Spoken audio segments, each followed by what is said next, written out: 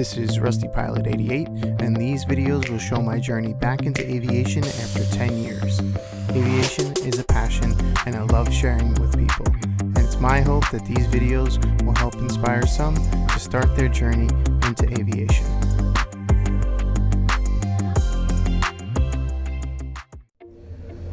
Alright, so the quote-unquote manufacturing part of the panel is done and painted. As you can see, I have the top panel, I have a mid panel back here laying down, I have the bottom panel up front, throttles. I still have to mount my carb switch. Once I figure out proper throttle placement, then I'll be able to mount the carb switch. Once I figure out exactly where I'm going to mount this, I'll mount the carb switch over here where it belongs. My 3D printed transponder still needs to be mounted and wired up. A lot of fun. But basically, I'll give you the quick rundown of everything and how it was put together.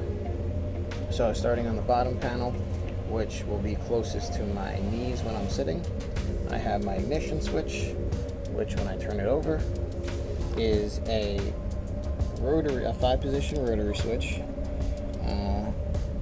that has been connected to a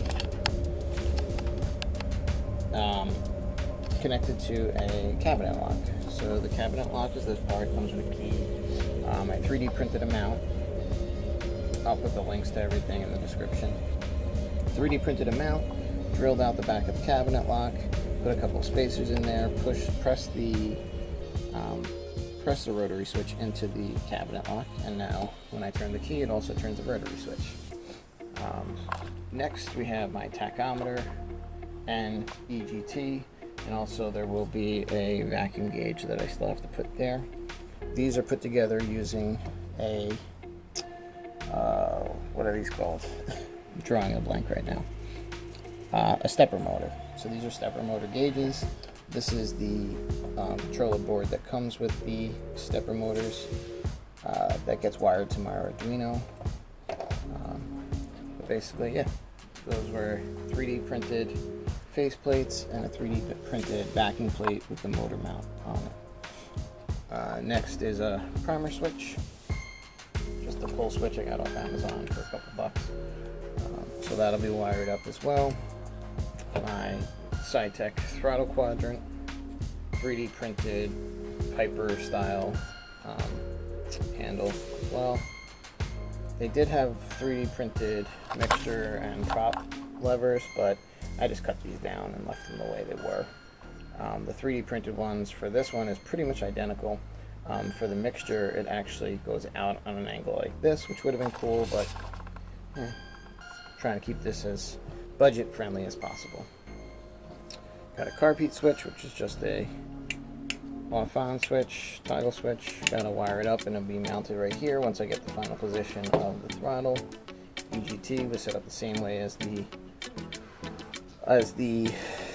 tachometer. Then I just 3D printed a knockoff fake little fuse just for the aesthetics of it. Fuse panel. So then moving on to, let me just put this aside. Moving on to the middle panel. This mid panel, I 3D printed these engine gauges, which will be, basically it'll be your left and right fuel tanks, your fuel pressure, your oil temp and your oil pressure, and also the amp meter. So oil pressure, oil temp, and amps will be on the left. And these three, I just have to apply the stickers and put the needles on.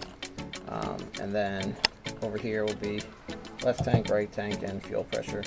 This is the cutout for the yoke, so my SciTech yoke, which I did a extension on so that it would fit through this panel. I had to put a extension on the actual yoke itself. We'll poke through there. Next, just a standard 3D printed little plate with my rocker switches on it, which will all get wired up. Oh, I forgot to mention the back of these gauges are 9G servos, which will get wired up to my Arduino as well. Just did a little knockoff. This would be like your cabin air and your cabin heat just for, doesn't really do anything, just for, to keep it as accurate as possible. So I'll move this one over. Next is the big bad boy. So the main panel. As I drop my throttles here. So the main panel, I have I did my cutouts for my main instrument gauges.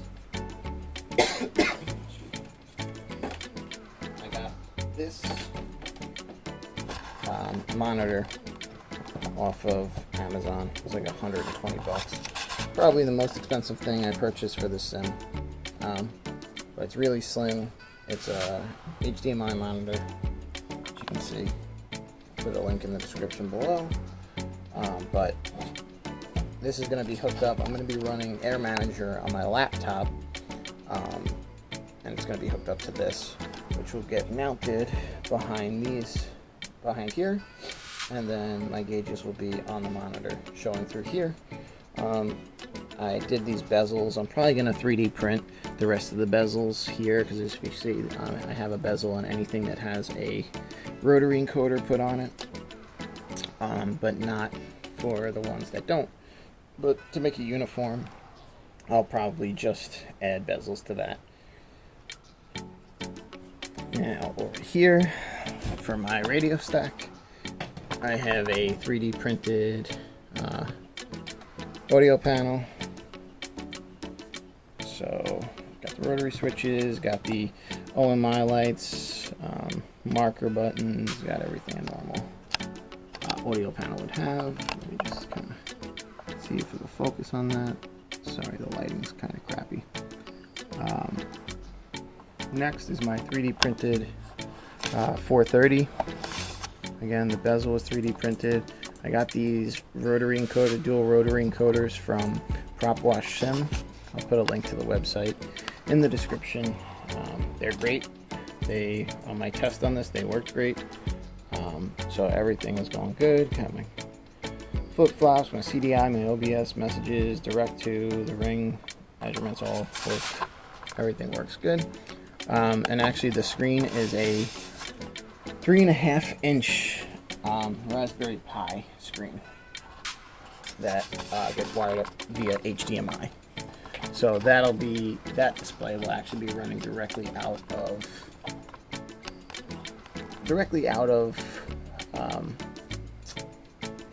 X-Plane, or eventually Microsoft Flight Simulator 2020 with the pop-out options. Below that is going to be my COM2 over here and my NAV2 here. This was a radio panel from PropWash Sims. Again, PropWash Sims has everything. They even have a pre-built 430 and 530, pre-built audio panels. They have everything. You should definitely check them out. That's PropWash Sim. I'll put the website below. For me, I wanted a kind of a DIY project, something I could do at nights. So I went with the at-home 3D printed everything. The last thing that I have to install, I just have to measure out everything and cut it to the appropriate size, but is my little 3D printed transponder. Just kind of a knockoff Garmin type modeled after. But I got all the buttons on it, and it's using an LCD display that I can program through the Arduino to display, the modes that I'm set in, and also my transponder code that I am sending out. So that's kind of bringing everybody back up to speed here. The next thing I'll show you is just the back and how much wiring needs to be done. So on the main panel, I've pre-wired up all my rotary encoders. They're ready to go. I just have to punch them down on the Arduino. I am probably going to do little cutouts here on the edge, because if you can see, this is where the double MDF board comes into play. So basically what I'm going to do is kind of carve out little slots for the wires that come out of underneath the monitor, and then run them underneath to the Arduino, which will probably be mounted somewhere over here. But so I have 1, 2, 3, 4 rotary encoders that are pretty much wired up and ready to go. And sorry, my heat is about to kick on in my house, so it's probably going to get a little loud. I have probably 45 plus buttons that all need to be wired. As you can see, they're all here with the mini push buttons. I have the prop wash sim rotary and dual rotary encoders need to be wired up. So there's going to be a lot of wiring to go. But I think what I'm going to do is go through SimVim, which is the program that I use to do the coding on the Arduino, set up all my pins, set up everything that I want on there, and then wire everything and just punch them down to the appropriate pins on the Arduino as I go. Other than that, yeah, there's not much updates. My rudder pedals are all the same. The yoke is the same except it has an extension on it.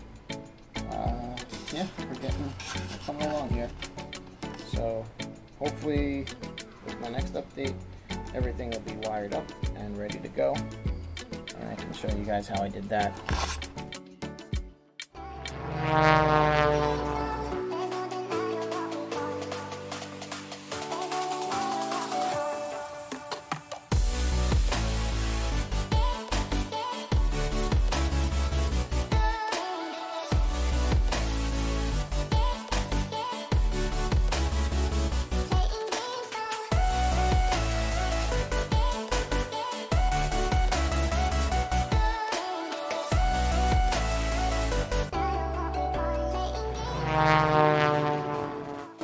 What's up, everybody? Rusty Pilot 88 here with some exciting news. I'm going live on Twitch.